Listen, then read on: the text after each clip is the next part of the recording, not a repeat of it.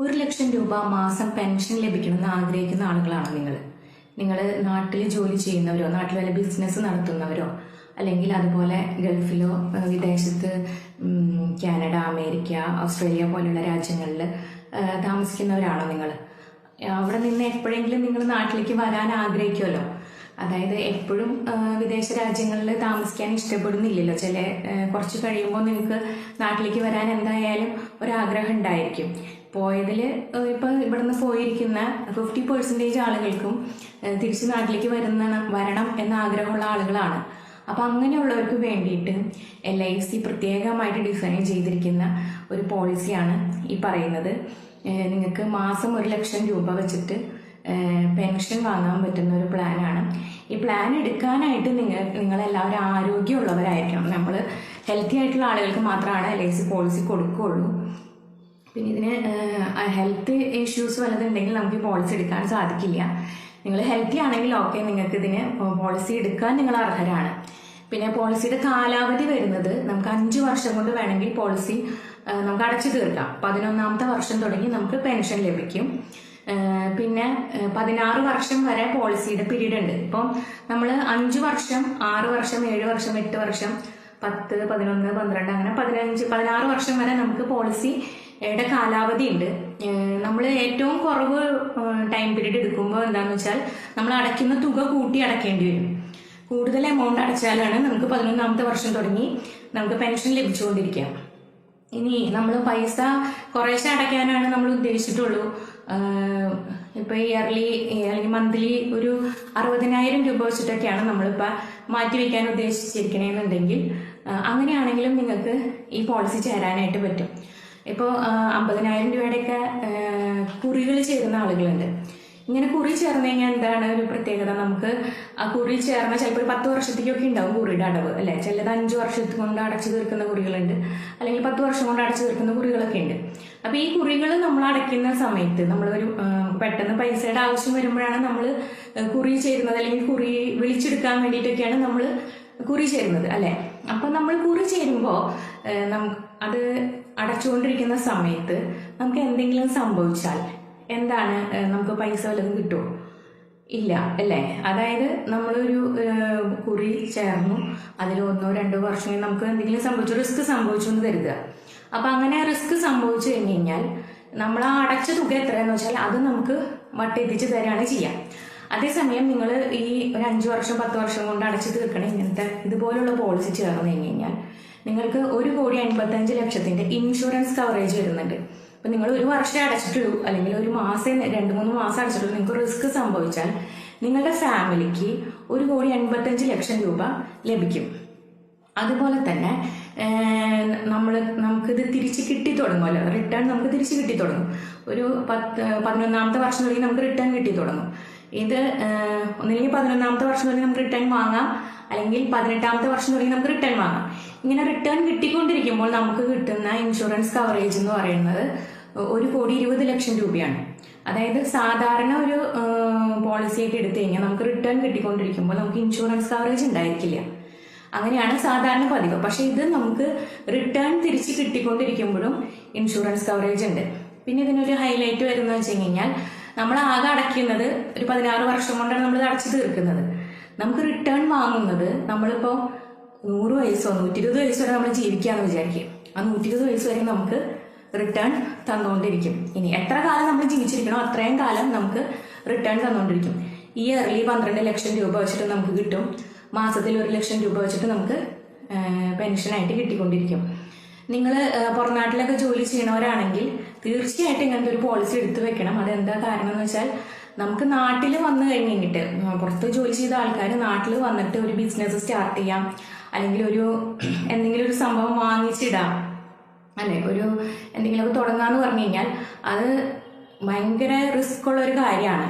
നമുക്കത് എത്രത്തോളം അത് എക്സിക്യൂട്ട് ചെയ്യാൻ പറ്റും എന്നുള്ളത് ഇവിടെ ബിസിനസ് സ്റ്റാർട്ട് ചെയ്ത ആളുകൾക്ക് മനസ്സിലാവും. എന്താന്ന് വെച്ചാൽ അത് നമ്മൾ വിചാരിച്ച മാതിരി റിട്ടേൺസ് നമുക്ക് അതിന് കിട്ടില്ല. പിന്നെ മെയിൻ്റെനൻസ് അങ്ങനെ എങ്ങനെയെന്നൊക്കെ പറഞ്ഞിട്ട് ഭയങ്കര ചെലവുമാണ്, അല്ലെ? ഇപ്പൊ ഒരു ബിൽഡിംഗ് പണിതിട്ടു, അല്ലെങ്കിൽ ഒരു സ്ഥലം വാങ്ങിയിട്ടു, നമുക്കൊരു ആവശ്യത്തിന് അത് വിൽക്കാൻ സാധിക്കില്ല, അല്ലെ? അല്ല ഒരു ബിൽഡിംഗ് പണിതിട്ടു, അതിനകത്ത് നമ്മൾ വാടകക്കാരെ കൊണ്ടുവന്നു, അല്ലെങ്കിൽ അവര് നമുക്ക് നേരത്തിന് നമുക്ക് പൈസ തരണം അല്ലെ, അതിന് നമ്മൾ അതിന്റെ പിന്നാലെ നടക്കണം. ഇത് വേറെ ഒരു റിസ്ക്കും ഇല്ല. നിങ്ങൾ ഇതുപോലെ ഒരു പോളിസി എടുത്തിട്ട് കഴിഞ്ഞാൽ 18 വർഷം കഴിയുമ്പോൾ അല്ലെങ്കിൽ 11 വർഷം കഴിയുമ്പോൾ തുടങ്ങി നിങ്ങളുടെ അക്കൗണ്ടിലേക്ക് കറക്റ്റായിട്ട് പൈസ വന്നുകൊണ്ടിരിക്കും. അത് ലൈഫ് ലോങ് നിങ്ങൾക്ക് വന്നുകൊണ്ടിരിക്കും. അപ്പൊ നിങ്ങൾ വിദേശത്തായിരിക്കുമ്പോൾ നിങ്ങളുടെ കയ്യിൽ കാശ് ഉണ്ടായിരിക്കും. അപ്പോൾ നിങ്ങൾ ഇതുപോലുള്ള പോളിസികൾ എടുത്തിടണം. പിന്നെ നിങ്ങൾക്ക് ഒരുപാട് ലയബിലിറ്റീസ് ഉണ്ട്, ഒരുപാട് ലോൺ എടുത്തു വെച്ചിട്ടുണ്ട്, കടങ്ങളുണ്ട് എന്നുണ്ടെങ്കിൽ നിങ്ങൾ തീർച്ചയായിട്ടും ഇതുപോലത്തെ ഒരു പോളിസി എടുത്തു വെക്കണം. എന്താണെന്ന് വെച്ചാൽ നമ്മൾ വീട്, കാർ എന്നൊക്കെ പറഞ്ഞ ഇഷ്ടം പോലെ ലോൺ എടുത്ത് കൂട്ടുന്നവരാണ് മലയാളികൾ സ്പെഷ്യലി അല്ലേ. അപ്പോൾ നമുക്ക് എന്തെങ്കിലും സംഭവിച്ചാൽ നമ്മുടെ ഫാമിലി മൊത്തമായി പുറത്തേക്ക് ഇറങ്ങേണ്ട ഒരു അവസ്ഥയാണ് വരിക. എന്ന് വെച്ചാൽ ആ ഇൻകം സോഴ്സ് നിൽക്കും അല്ലെ, നമ്മളാണ് ഇൻകം കൊണ്ടുവരുന്നത്. ആ ഇൻകം കൊണ്ടുവരുന്ന ആൾക്ക് എന്തെങ്കിലും സംഭവിച്ചാൽ മൊത്തത്തില് ആ വീടിന്റെ ബാലൻസ് പോവുക ചെയ്യാം. അപ്പൊ അങ്ങനെ പോകുമ്പോൾ നമ്മൾക്ക് എന്തെങ്കിലും സംഭവിച്ചാലും നമ്മുടെ ഫാമിലി സേഫ് ആയിട്ട് ഇരിക്കാൻ വേണ്ടിയിട്ട് ഇതുപോലെ ഒരു പോളിസി എടുത്തു വെച്ചാൽ ആ ലയബിലിറ്റിക്ക് കണക്കാക്കിയിട്ടുള്ള ഒരു ഇൻഷുറൻസ് കവറേജ് അത് നിങ്ങൾക്ക് ഉണ്ടെങ്കിൽ നിങ്ങളുടെ ഫാമിലി ഒരിക്കലും വിഷമിക്കേണ്ടി വരില്ല. ഇതിപ്പം കൂടുതൽ പൈസ വെച്ച് അടയ്ക്കാൻ സാധിക്കുന്നവർക്ക് 5 വർഷം കൊണ്ട് അടച്ചു തീർത്താൽ 11ാമത്തെ വർഷം തുടങ്ങി റിട്ടേൺ കിട്ടും. അതുപോലെ കുറച്ചും കൂടി കുറവാണ് അടയ്ക്കാൻ പറ്റുള്ളൂ എന്നുണ്ടെങ്കിൽ ഒരു 8 വർഷം കൊണ്ട് അടയ്ക്കാം. 8 വർഷം കൊണ്ട് അടച്ചാലും നിങ്ങൾക്ക് 11ാമത്തെ വർഷം റിട്ടേൺ കിട്ടും. അതുപോലെ 10 വർഷം കൊണ്ടോ 15 വർഷം കൊണ്ടോ 16 വർഷം കൊണ്ടോ നമുക്ക് അടയ്ക്കാം. 16 വർഷമാണ് നിങ്ങൾ ചൂസ് ചെയ്യണമെന്നുണ്ടെങ്കിൽ നിങ്ങൾക്ക് റിട്ടേൺ വരുന്നത് 18ാമത്തെ വർഷമായിരിക്കും. എന്നിരുന്നാലും നിങ്ങൾ അടയ്ക്കുന്ന തുകയുടെ 10% നിങ്ങൾക്ക് ലഭിക്കുന്ന പോലെയാണ്. 10% പെൻഷനായിട്ട് ലഭിക്കും. കൂടാതെ നിങ്ങൾക്ക് ഇൻഷുറൻസ് കവറേജ് ലഭിക്കുന്നുണ്ട്. അപ്പൊ ഈ ഇൻഷുറൻസ് നമ്മൾ ഇത് അടച്ചുകൊണ്ടിരിക്കുന്ന സമയത്ത് നമുക്ക് 1,85 ലക്ഷം രൂപയുടെ ഇൻഷുറൻസ് കവറേജ് വരുന്നുണ്ട്. റിട്ടേൺ നമുക്ക് കിട്ടിക്കൊണ്ടിരിക്കുമ്പോൾ 1,20,00,000 കവറേജാണ് നമുക്ക് ലഭിക്കുന്നത്. പിന്നെ റിട്ടേൺ ലൈഫ് ടൈം നമുക്ക് കിട്ടിക്കൊണ്ടിരിക്കും. അപ്പൊ പിന്നെ അത് മാത്രമല്ല, ഇതിൽ നിന്ന് നിങ്ങൾക്ക് ലോൺ എടുക്കാം. നമ്മൾ എടുത്ത് പോളിസി സ്റ്റാർട്ട് ചെയ്ത് കുറച്ച് നമുക്ക് എന്തെങ്കിലും പൈസയ്ക്ക് ആവശ്യം ലോണായിട്ട് വലിക്കണമെങ്കിൽ വലിക്കുകയൊക്കെ ചെയ്യാം. പിന്നെ LICനെ കുറിച്ച് പറഞ്ഞു കഴിഞ്ഞാൽ LIC നമുക്ക് 100% വിശ്വസിക്കാം. എല്ലാവർക്കും അറിയുന്ന ഒരു സ്ഥാപനമാണ്. ഗവൺമെന്റ് സോവർജിൻ ഗ്യാരണ്ടി കൊടുക്കുന്ന ഒരു സ്ഥാപനമാണ്.